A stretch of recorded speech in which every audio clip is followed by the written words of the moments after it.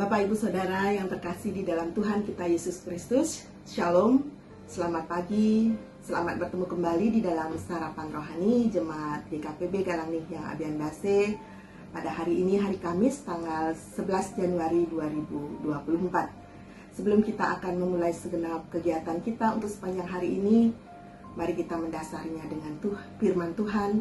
Namun sebelumnya, mari kita datang kepada Tuhan di dalam doa. Mari kita berdoa. Segala puji dan syukur kami naikkan kepadamu ya Tuhan, Allah yang senantiasa memelihara, menyertai, memberkati kehidupan kami dengan segala cakapnya. Kami memuji Engkau Tuhan pada pagi hari ini, karena Engkau begitu baik.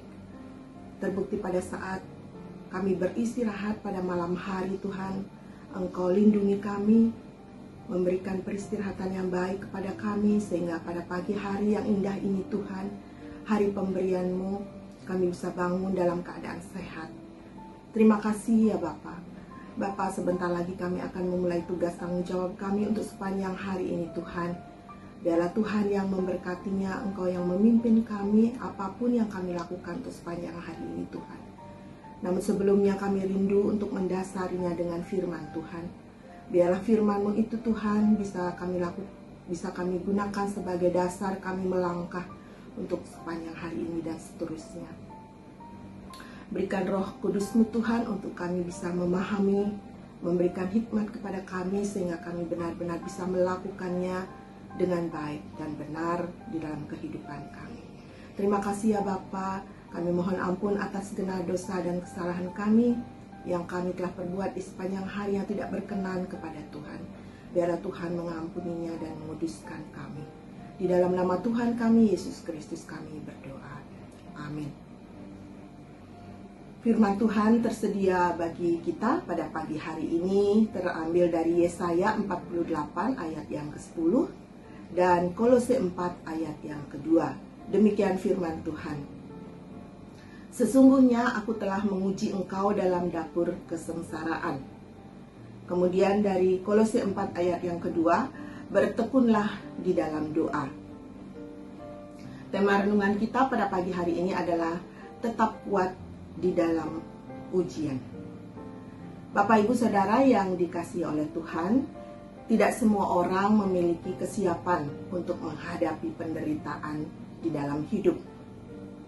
Namun bagaimana seharusnya kita merespon ketika kita sendiri menghadapinya?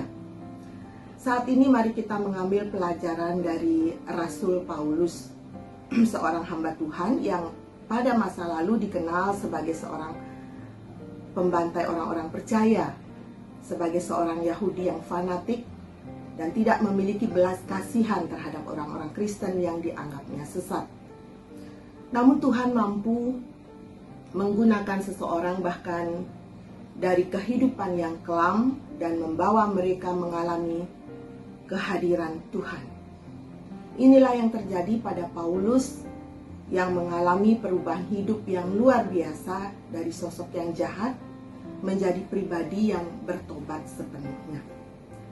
Tuhan menghadapkan Paulus pada proses yang tidak mudah ketika Paulus mempersembahkan hidupnya sepenuhnya dan mengikuti Tuhan dengan penuh ketekunan. Dia rela menderita, dia dicerca, dianiaya, dipukul, dan mengalami kelaparan. Namun tetap bertahan agar hidupnya bisa digunakan oleh Tuhan. Jika Tuhan pernah menguji bangsa Israel dengan menggunakan berbagai penderitaan, seperti tekanan dari bangsa kafir, kemudian penawaran hingga kemusnahan negara, maka Tuhan juga akan menggunakan berbagai cara kesukaran untuk menguji kita, agar kita menjadi alat yang berkenan dan dapat dipakai oleh Tuhan.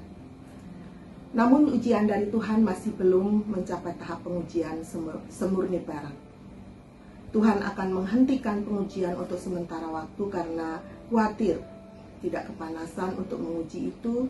Tingkat kepanasan untuk menguji itu akan membuat kita meleleh dan bahkan hancur terbakar. Jadi segala pengujian yang Tuhan berikan kepada kita sesungguhnya dapat kita tahan, maka waspadalah jangan sampai kita kehilangan iman dan bersungut-sungut. Allah mengasihi umatnya walaupun sebenarnya kehidupan iman umat Israel itu tidak tulus. Allah mengatakan bahwa mereka itu tegar tengkuk dan keras kepala. Melalui para nabi, Allah menyampaikan nubuat tentang hal-hal yang baru yang belum pernah ada sebelumnya untuk menegaskan bahwa nubuat itu benar-benar berasal dari Allah karena tidak ada berhala yang bisa melakukan hal seperti itu. Nubuat tersebut jelas menunjuk kepada hukuman pembuangan untuk Yehuda di Babel dan pemulangan ke Yerusalem yang bersifat memurnikan iman melalui ujian dalam dapur kesengsaraan. Selain menubuatkan ke hal-hal yang akan terjadi di masa depan, Allah juga memberitahu apa yang Ia lakukan pada masa lampau. Oleh karena itu, wajar bila Allah mengatakan, "Akulah yang tetap sama, akulah yang terdahulu, dan akulah juga yang terkemudian." Masa depan dirancang oleh Allah dan Allah telah merancang masa depan untuk memurnikan iman umatnya. Pada masa kini, kita perlu peka terhadap petunjuk Allah tentang jalan yang harus kita tempuh. Kepekaan terhadap tuntunan Allah dan ketaatan terhadap pimpinan Allah itulah yang akan membuat kita bisa selalu memiliki damai sejahtera. Sebaliknya, orang yang tidak peduli terhadap kehendak Tuhan, ia tidak akan memiliki damai sejahtera. Mengapa demikian? Karena Tuhan akan selalu menggunakan berbagai macam kesukaran untuk menguji atau memurnikan kita agar kita menjadi alat yang berkenan dan dapat dipakai oleh Tuhan. Bapak, Ibu, Saudara yang dikasihi Tuhan, ada kalanya Tuhan mengizinkan kita masuk dalam persoalan dan pergumulan di dalam hidup ini, bukan untuk menyiksa dan membinasakan kita, melainkan itu adalah suatu kesempatan untuk kita semakin lagi dimurnikan. Melalui setiap proses pemurnian itu, kita dibentuk menjadi orang yang kuat, tegar, dan mampu mengalahkan masalah dan akhirnya keluar sebagai pemenang. Tapi meskipun terkadang ujian itu terlalu berat dan bahkan menyakitkan, tetapi percayalah semua itu tidak akan melampaui kekuatan kita.